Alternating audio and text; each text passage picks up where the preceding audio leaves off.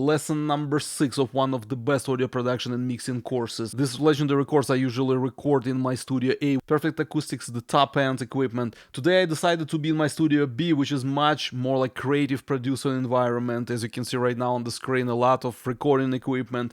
I really like the studio, imperfect acoustics, so it's really to be on the same page with a lot of students. And by this studio, I encourage you to work with audio and music in any environment. Listen to these 20 seconds of very important information. Every Monday, Canada evening time, I release 10% of this lesson as a free video on my YouTube channel, so you can subscribe and learn from those free videos. Of course, buying a full lesson give you much more benefits. The most common opinions, reviews of my course is the deepest crafted system from A to Z, which give you the best skills and the deepest critical thinking, understanding with a lot of myth busting, which will save you at least 10 years. Otherwise, you can learn from very misleading information, which very common thing in audio engineering on the internet. Another common review is teacher can explain. Read the first pinned comment and the description to understand how the system works and how to buy full lessons. I would kill if somebody told me 25 years ago about this. Imagine it has something to do like chasing after the best sounding plugin, the best sounding compressor, or the best emulation of some classic device. Eventually you apply it, it never sounds actually like original device. Of course, it can be other reasons why it never sounds exactly the same, but one of those things which always make your plugin sounds different from those analog devices or application of your enhancers, compressors, even when you just wrote your music with synthesizers, let's say, and then you convert it to just audio stems, you already spoil your sound because of this principle. I'm gonna give you a clue eventually what you can avoid, what you can consider, and eventually all your plugins will sound better. Even when you convert synthesizers to audio, it will sound better. I would kill for this information, to be honest. You will be mind blown how few people really understand aliasing, even though it seems like everybody understands aliasing. Really vast majority of people simply don't understand what to do with their knowledge about aliasing, or they have just lack of full knowledge of aliasing. It's quite interesting. Basically, aliasing, it's an artifact. Ridley Scott movie Alien, Alien put something in the body of a character, then eventually something extra in the character which should not be there, So the same going on with your sound. Your sound is perfect and eventually some alien comes to it and your sound. Working range from 20 to 20k, as I explained. Let's say you work in 44k. 44k allows you to have working range up to 22k. We're gonna call it boundary frequency. So literally, there is nothing to sound above 22k if your sample rate is 44k. So if your project is 44k, you record in 44k, your sound card shows 44k. So basically the boundary frequency is 22k. Let's say you have some frequency overtone in your instrument. Imagine for simplicity of counting, I will use, let's say, 9k overtone. 9k overtone will have 18k second harmonic and 27k third harmonic. We gonna have some overtone over here at 27k, which is above 22k by 5,000. So basically by 5k. So we count 27 minus 22, it will be 5. Aliasing has this phenomenon. It throws in a mirror way its overtone below boundary frequency. So if it was with the distance of 5k to the right side of 22k, now it will mirror its overtone to the left side, and as it will be in the listening range, you will hear this overtone as an artifact. It's not supposed to be there, but it will appear there, So basically it's like 22k minus 5, which is 17. So you're gonna have this artifact at 17k, which is not supposed to be there. Even second harmonic, as you can see, it's 18k, but not 17k. You're gonna have this artifact called aliasing, 17k. If this overtone, which is 9k, was very loud, this artifact also supposed to be very loud in the listening range. So you can consider it some pixel, some grain in your sound,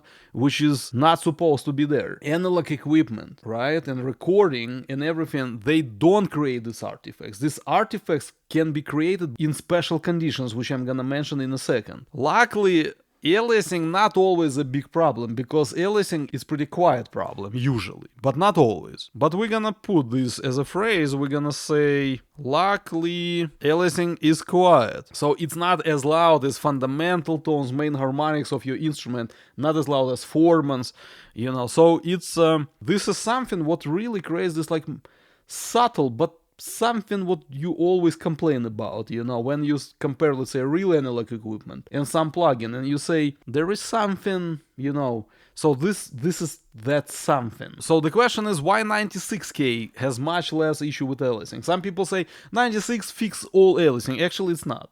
You still have some frequencies which can go above boundary frequency of 96K sample rate. It still can throw some artifact in audible range, and you still may have aliasing. But usually, due to much farther away boundary frequency in 96K, it usually either don't put any artifact in your listening range or put it there with much quieter level. Let's say in 96K, if you started working with 96K, you created your first like empty project in 96K and you started producing in it, throwing audio files in it and everything, boundary frequency will be actually 48K. It will be much higher than 22K. In the same situations, when your peak is 9K, you're gonna have harmonics 18K, 27K. It's still not to the right side of boundary frequency, it's still in this range. Next harmonic, and eventually some harmonics will be to the right side of 48K. They will be, first of all, quieter in level. They will throw its artifact in a range to the left side of 48K, but it still potentially can be above your listening range, what your ears can hear. You still can have those artifacts which are already quieter, between 20K and 48K. So that's why they will be basically inaudible for you, you know. So you're not gonna complain. Maybe your dog will complain about this, you know, if your monitors for some reason can play those frequencies, you know. So basically what I'm saying, 96K has much less issue with this. So now I'm gonna share with you something absolutely cool. Absolutely, I would kill for this information 25 years ago. How to avoid these special strange artifacts which has nothing to do with your sound. First of all, you should understand what exactly creates this aliasing artifact, what potentially can fix it, and where it never happens. First of all, let's start with the simplest part, where it never happens. We're gonna say like this: aliasing don't happen in analog. So what I'm saying, if you have a real compressor, like in my first studio, you can see over there LA to A 1176s. If I send the signal over there, imagine this: I use my DAW, I use this, let's say, synthesizer. I send the synthesizer to this 1176 compressor, which in my first studio. Let's say I work even in 44K, in the lowest sample rate which you should use. Its boundary frequency 22K. You send the synthesizer outside to analog with analog cables, go to 1176 compressor, let's say. Compressors tend to create more volume for those harmonics above. Compressors under heavy compression tend to create very loud, a lot of harmonics even above 22K potentially, depending of course of the source you send to the compressor. So eventually when it all above this 22K, this bunch of harmonics potentially can be a problem. When they come back to your computer, they will be going through so-called analog digital converters. And they have high cut filters or low pass filters at exactly chosen boundary frequency. If your sound card works at 44K, let's say, and you send signal back from 1176 to your audio interface, all those high harmonics above 22K will be cut even before they will go to the converter. So eventually it works like this: these harmonics will disappear, and then what has left in the working range will be converted to the digital domain, like we learned today in quantization topic, how waveform should be quantized and everything. And then all these things will be put on your track in DAW. So you're not gonna have aliasing in analog.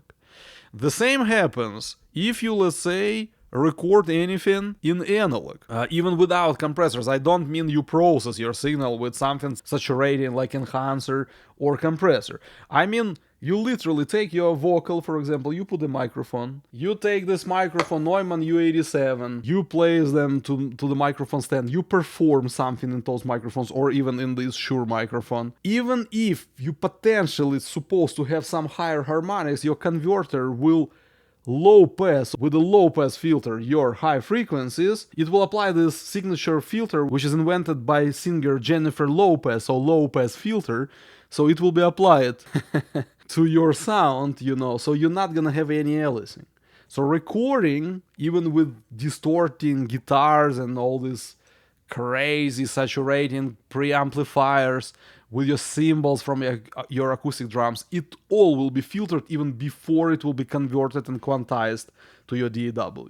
So you're not gonna have any aliasing over there. Another piece, I'm gonna copy and paste it from my notes. First of all, by synthesizer. Unfortunately, a lot of software synthesizer, if you produce your music with synthesizers, I produced this beat, I performed my vocal over here, which I don't play for you.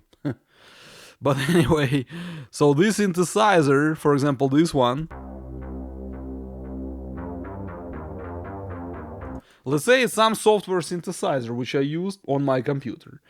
These synthesizers obviously can have some saturation, enhancers, a bunch of harmonics on them. So basically this green, let's say green synthesizer will be looking like fundamental tone, bunch of its harmonics, some transients, noises and everything, and actually it may go above 22K. Of course, I don't exclude some smart sound designers and designers of those software synthesizers who potentially always apply some low pass or high, differently speaking, high cut filter on their synthesizers, which will cut those high harmonics not to create this filter. But I really read some forums. I never watch YouTube videos of other creators, or I don't read forums, but a couple of situations I had in my life when I read those forums exactly related to this subject, and a lot of people claimed you can convert your software synthesizers to audio and then apply some high cut filter. It's nonsense. No, actually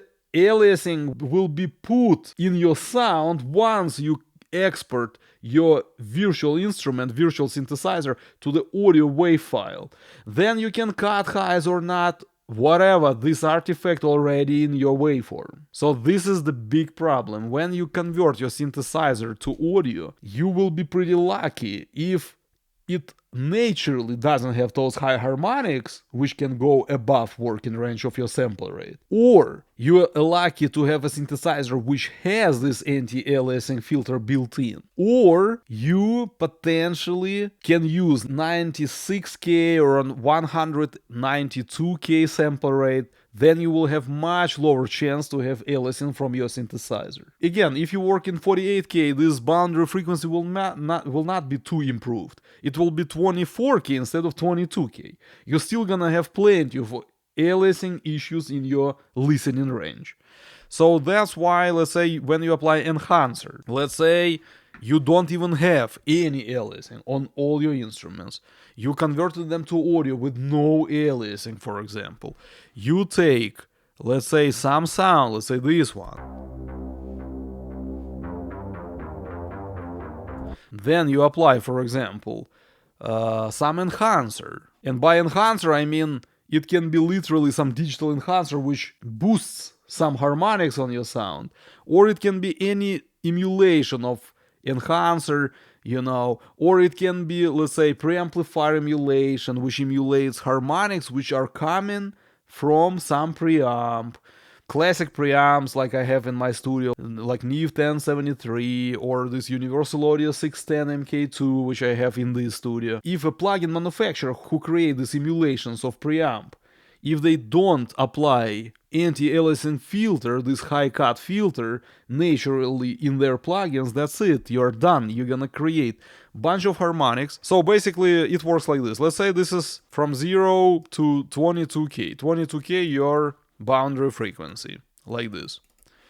Your sound didn't even have any even potential risk of harmonics above the working frequency range. Let's say fundamental tone, harmonics, noises, and looks like this. You apply preamp emulation, console emulation, tape emulation, vinyl emulation, a compressor with a lot of decibels of compression of the gain reduction.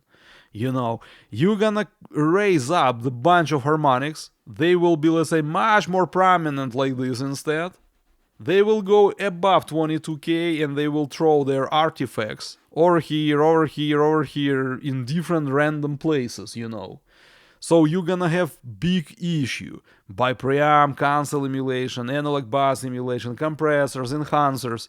If plugin manufacturers don't apply anti-aliasing filter, which is roughly speaking high cut filter on their plugins. It was really funny back in the days when companies like Waves created different plugins, classic, let's say, compressors like 1176, Blue Stripe, this one, and they said, that's it's 100% copy of Chris Rodell G1176 from exactly his studio, it's so amazing, so amazing, you just apply it, it will be exactly the same sound. This compressor creates so crazy high harmonics, and there was no anti-aliasing filter at all. It sounded completely different from analog compressor, you know what I mean? And it's funny how everybody was saying, yeah, that's it's 100% copy of analog devices, blah blah blah. You know what I mean? Crazy stuff. Eventually, some companies started applying anti-aliasing filter to their plugins. At least we respected it was Universal Audio, Softtube, at least those companies started doing it for their plugins. Oversampling is basically the same principle. For example, nowadays we have this company called SSL and we have this compressor called Classic Master Bus Compressor called Native Bus Compressor 2. I was official tester of the first version of this plugin when they ported this plugin from Duende to native. So literally speaking, I had something little bit to do with this plugin, little bit. For example, this plugin has this option called oversampling. Let's say you apply this compressor. Again, I probably would not apply this compressor just like this on the synthesizer, but just for the sake of experiment, let's say I throw this compressor on this synthesizer, like this. Sample rate of my project is 48K. I apply a lot of compression. I may use pretty low attack and very high ratio, 4:1, like very short attack and roughly short release 100 milliseconds. I would never apply this much compression, of course, but just for the sake of experiment. I apply almost 20 dB of compression and I apply 15 dB back. Makeup gain. Eventually, this plugin is supposed to raise up harmonics on the higher spectrum like crazy, and it will be creating aliasing for your sound. And it still may sound not too bad because those harmonics can be inaudible for you. You can have pretty bad monitoring or not too sensitive ears, not too trained ears, not enough experienced in ears, I would say. So for you it still may sound good, but you apply a bit aliasing there, a bit aliasing there, instrument on instrument on instrument on instrument, and eventually everything sounds like high frequency mess. Especially if it was listened to by an expert on very good monitoring, First plugin didn't have this option, by the way. It definitely created this aliasing in those situations like this. Now, what you can choose sample rate, change just inner sample rate of this plugin. So you apply this oversampling over here. Even though my project still remains 48K, the signal of the synthesizer will be converted temporarily inside of this plugin. Instead of 48K, 2x means 2 times higher. So 48 multiplied by 2, it will be exactly this classic 96K. 96K would have boundary frequency not 24K but 48K. So all those harmonics which still will be created, they will be dealing with completely different boundary frequency, and they will put much less aliasing artifacts, harmonics, to the working listening range. So that's why this oversampling literally is like a filter, a specific frequency which allows you to filter all these artifacts from your sound. This is actually what oversampling is for. You can minimize even those potentially the lowest possible random artifacts which can still exist even in 96. You can raise up oversampling up to 4K instead of 2K. The sample rate, it will be 192K. So the boundary frequency will be 96k. So all harmonics up to 96k, if this compressor create them, raise up those harmonics, they still not gonna be above boundary frequency to be thrown back as a mirror effect to the working range creating artifacts. So that's why when we talk about 96k sample rate, when we say if it's really mandatory to have 96k nowadays, it's questionable if you want to sacrifice workflow, less space on your hard drive, less push on your CPU and stuff like this, just for the sake of decreasing aliasing, while you can decrease actually aliasing by using oversampling on those plugins. Probably the higher resolution the better, but you already understood what pros and cons of lower sample rate and higher sample rate when you choose in your project. Later on we will have bounce topic where I'm gonna explain when you convert anything to anything, when it really makes sense to really keep the sample rate of your project as it is, or increase it or decrease it, or what's going on over there. How my course works, how to buy full lessons, the information is in the description or in the first pinned comment.